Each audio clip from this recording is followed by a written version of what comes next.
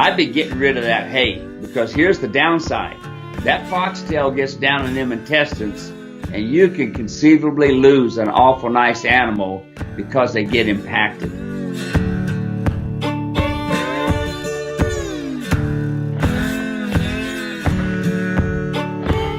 This mule is a rescue and has mouth sores. What should I do for feeding for this young mule that was still nursing at what we think is 1 year old?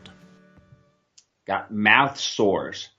Okay, now are they kind of a white color? Because they could be. There's a sarcoid that these young mules get, young horses get, young donkeys get. Mostly mules and horses, sometimes donkeys, but they get sarcoids on them, and they're kind of a white hard thing, and they can be all over their face and around their mouth. And there's not much you can do with it. The sarcoid will eventually fall off. If you want to spend a lot of money, you can have the vet come out and cut it off. What color is it? Need to know that. And is it along the lips, or is it on the skin itself? Yeah, so some follow-up questions there. Sarah, if you want to pop in the comments, she says, from foxtail in the hay is what she says. Oh, foxtail. Oh, my goodness.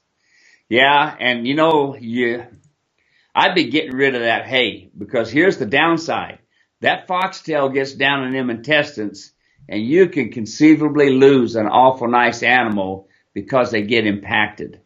That's something you got to watch for, is buying a good quality hay, and especially something that don't have foxtails. A cow can handle it. They got all those stomachs, but not an equine.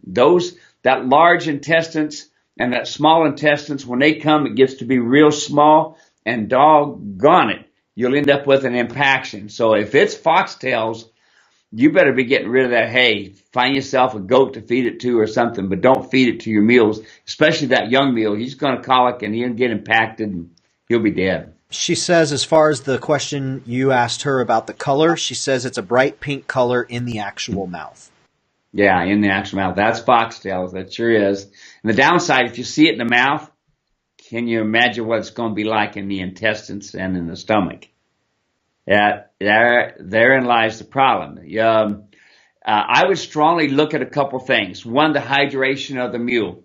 Pull up the gum, pull up the lips, and push on the gum, and see how fast you have capillary refill. In other words, how quick does it go when you push on it? If it's white, as soon as you pull your finger off, how quick does it become red? Look at that.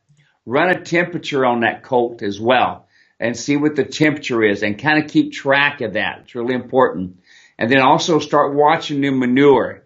If you start seeing it get kind of hard, then you start looking at an impaction. See, the good thing about that mule being well hydrated, and that's one of the reasons you test the capillaries on the gums, is you know how well hydrated it is. And it'll give you an idea. You may have to run an IV on a sub-Q underneath the skin to get that mule hydrated enough to start working on those sores. And then you need to look at some antibiotics. There's where your vet can help you out a lot with some antibiotics. Otherwise, you're going to have a mule you're going to lose. So without spending too much time, because I think we could talk about this one for a while, without spending too much time so we can get to some other questions, would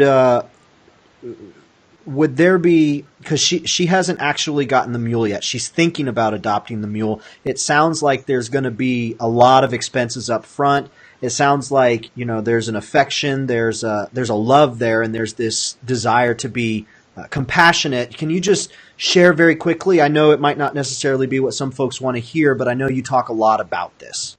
Yeah. Look, if the downside is there's a lot of people that don't really know what to do, so they push the problem off onto somebody else, or they know what they're doing and they just don't want to go through the expense. If you don't own that mule and you're getting ready to purchase it, back off, because you could have some serious problems with this mule. And it may crop up later on. Sure, it don't look too bad right now, but a couple years down the road, you can start having intestinal problems, stomach problems from foxtails. You don't bought that mule yet, get away from it. Costs you no more to buy a good mule than it does a sorry one. So there you go, Sarah. Just some thoughts for you to consider. I know Steve would be happy to share any more thoughts. It sounds like you might, well, I know you want to do this. Steve always says have vets check out a mule before you purchase.